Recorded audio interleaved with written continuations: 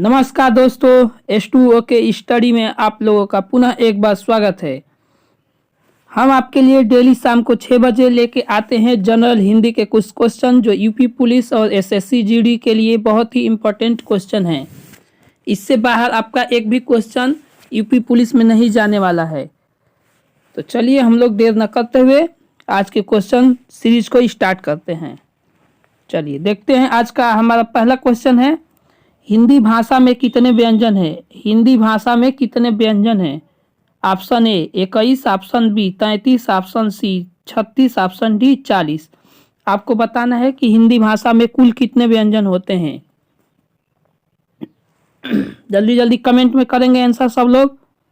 तो इसका right answer हो जाएगा option number B. Option number B, Hindi भाषा में कुल 33 व्यंजन होते हैं। 33 व्यंजन होते हैं। चलिए नेक्स्ट क्वेश्चन देखते हैं।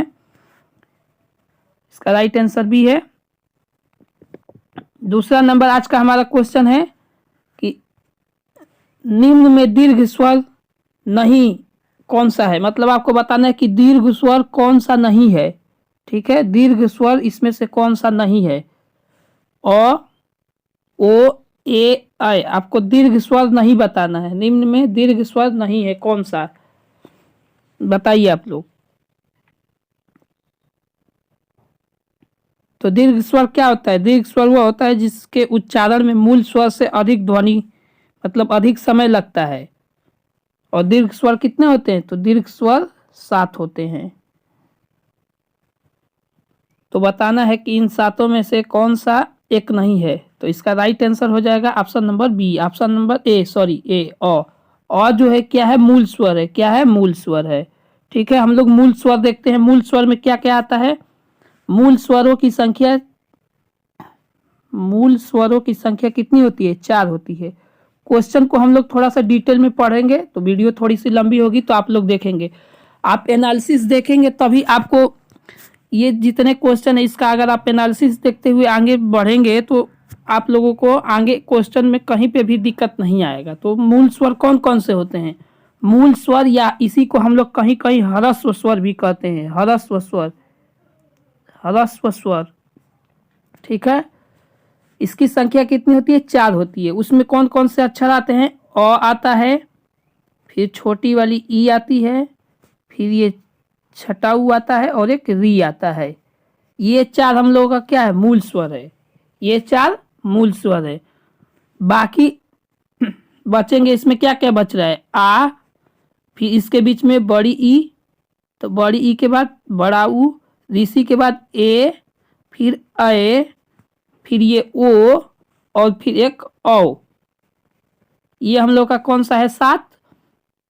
जो 7 होता है हम लोग का ये होता है दीर्घ स्वर। ठीक है, देखिए 7 दीर्घ स्वर हैं। कितने? 7 दीर्घ स्वर हैं। उसमें ओ भी है, ए भी है और ऐ भी है। आपको यहाँ बताना था कि नहीं है, यानी कि ए नहीं था। ठीक है, चलिए। और अंग और अह, जो अंगद और अह है इसको हम लोग स्व मतलब उसमें नहीं रखते, स्वर में नहीं रखते। इसको हम लोग क्या कहते हैं? इसको हम लोग विसर्ग में रखते हैं। देखिए, इसको अंग को बोलते हैं अनुस्वार। अंग को क्या बोलते हैं? अनुस्वार। अनुस्वार। ठीक है, और अह को बोलते हैं विसर्ग। विसर्ग। इतना समझने के बाद आपको इससे बाहर कोई क्वेश्चन नहीं आएगा। ठीक है, तो इसको हम लोग डिटेल में देखते हुए चल रहे हैं। तो इसका राइट आंसर क्या था? ए वाला था, जो कि नहीं पूछा था। चलिए बढ़ते हैं नेक्स्ट क्वेश्चन की तरफ। आज का हमारा तीसरा नंबर क्वेश्चन है, निम्नलिखित में से अशुद्ध वर्तनी का चयन करना है आपको। अशुद्ध वर्तनी का चयन कीजिए। तो बताना है कि इसमें से अशुद्ध शब्द कौन सा है? साधु, शून्य, सांसारिक, हस्तक्षेप। एग्जाम में ऐसे ही क्वेश्चन आएगा। ठीक है, तो इसका आंसर क्या होगा? आप लोग जल्दी जल्दी बताएंगे। अशुद्ध वर्तनी। अशुद्ध वर्तनी है तो देखिए, साधु भी सही लिखा हुआ है। साधु जो है वो सही लिखा हुआ है, और शून्य भी सही लिखा हुआ है, सांसारिक भी सही लिखा हुआ है, और हस्तक्षेप जो है अशुद्ध लिखा हुआ है। हस्तक्षेप नहीं होता है, क्या होता है? हस्तक्षेप होता है। हस्तक्षेप। ठीक है, हस्तक्षेप होता है, न कि हस्ताक्षेप। आप किसी के मामले में हस्तक्षेप करते हैं, हस्तक्षेप नहीं करते हैं, ठीक है। तो इसका राइट आंसर कौन सा हो जाएगा? Option number D. Option number जो डी है वो राइट आंसर हो जाएगा, ठीक है। चलिए बढ़ते हैं नेक्स्ट क्वेश्चन की तरफ। आज का हमारा चौथा नंबर क्वेश्चन है, महाशय शब्द का संधि विच्छेद है। बताना है कि महाशय का संधि विच्छेद क्या होता है। महधन आशय, मह प्लस आशय, महाधन आशय, महास धन अय। इसका राइट आंसर आप लोग कमेंट में बताएंगे। दोस्तों जो भी लोग वीडियो को देख रहे हैं वो प्लीज़ लाइक कर दें, क्योंकि लाइक आप लोग नहीं करते हैं, वीडियो देखते हैं और लाइक नहीं करते हैं, तो लाइक ज़रूर किया कीजिए। और जो लोग चैनल पर नए हैं वो चैनल को सब्सक्राइब कर लें, ताकि ऐसे क्वेश्चन आप लोगों को डिटेल में मिलता रहे, ताकि ये क्वेश्चन इससे बाहर आने वाला नहीं है। इसको आप जब डिटेल में देखेंगे तो इससे रिलेटेड अब चारों ऑप्शन में कोई भी आएगा क्वेश्चन तो आप लोग सटीक आंसर दे पाएंगे, ठीक है। तो इसका राइट आंसर हो जाएगा option number C. Option number C, महाधन आशय, महाधन आशय, ठीक है। संधि विच्छेद हो जाएगा महाधन आशय, तो क्या बनेगा? महाशय। और ये कौन सा संधि है? तो ये दीर्घ स्वर संधि है, दीर्घ स्वर संधि, ठीक है, स्वर संधि। चलिए बढ़ते हैं नेक्स्ट क्वेश्चन की तरफ। आज का हमारा 5वां नंबर क्वेश्चन है, कर्मधारय समास का उदाहरण है गगनचुंबी, पाठशाला, श्वेत पत्र और नीलकंठ। आपको बताना है कि कर्मधारय समास का उदाहरण कौन सा है इसमें से।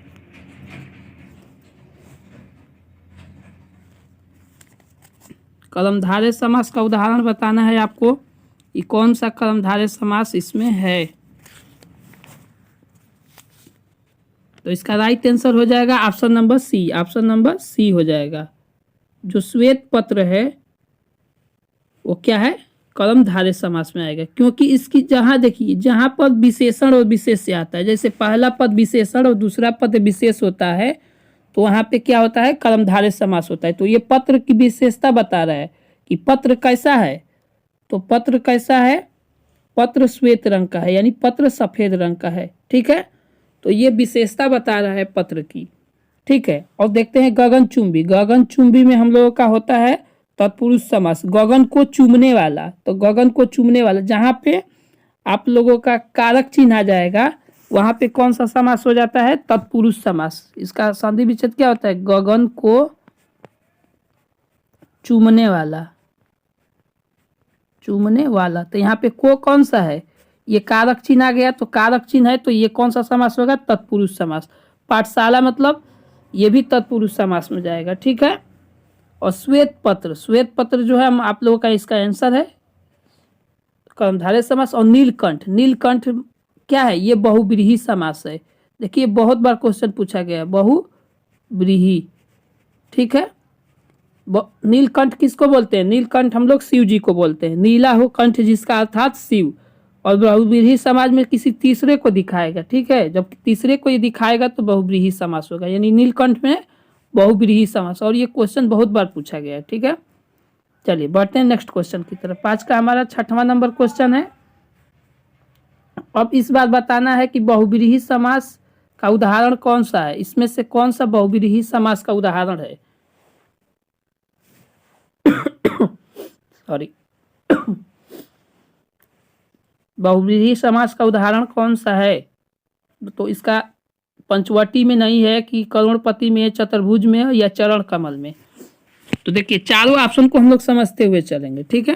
तो देखिए पंचवटी, यानी कि पंचवटी ये 5 वटियों का समूह होता है, ठीक है। पंचवटी, ठीक है। तो इसमें 5 शब्द आ गया ना। तो जहाँ पे संख्यावाचक चिन्ह आ जाता है वहाँ पे द्विगु समास होता है। कौन सा समास? द्विगु समास। देखिए समास को यहीं से आप लोग पकड़ते हुए चलेंगे। जो लोग जानते हैं वो भी सही बात है, जो नहीं जानते वो समझ जाएंगे। यहाँ पे देखिए करोड़ की बात हो रही है, तो करोड़ में भी कौन सा समास है? द्विगु समास है, करोड़पति, ठीक है। अब देखिए ऑप्शन नंबर डी देखते हैं, चरण कमल। ये चरण की विशेषता बता रहा है कि जो प्रभु के चरण हैं वो कैसे हैं? कमल के समान है। तो ये यानी विशेषता बता रहा है। तो विशेषता बता रहा है तो कौन सा समास में जाएगा? कर्मधारय समास में जाएगा। ठीक है, ये कर्मधारय। ठीक, और ये जो चतुर्भुज है ये बहुव्रीहि समास है। कौन सा समास है? बहुव्रीहि समास, जो कि पूछा गया है। ठीक है, बहुव्रीहि समास उसको बोलते हैं जहां पे दोनों पद प्रधान न होकर किसी अन्य तीसरे को दिखाते हैं। चतुर्भुज, तो चतुर्भुज किसको बोलते हैं? विष्णु जी को बोलते हैं। चतुर्भुज किसको बोलते हैं? भगवान विष्णु जी को हम लोग क्या बोलते हैं? चतुर्भुज बोलते हैं। तो देखिए यहाँ पे 4 भुजाओं वाला आ गया, तो 4 भुजाओं वाला कौन है? तो विष्णु जी हैं। ठीक है, तो इसका right answer option number C हो जाएगा। तीसरे को इंडिकेट कर दिया मतलब बहुव्रीहि समास हो जाएगा। चलिए नेक्स्ट क्वेश्चन पे बढ़ते हैं। 7वां नंबर क्वेश्चन है, निम्नलिखित में से कौन सा शब्द तत्सम है?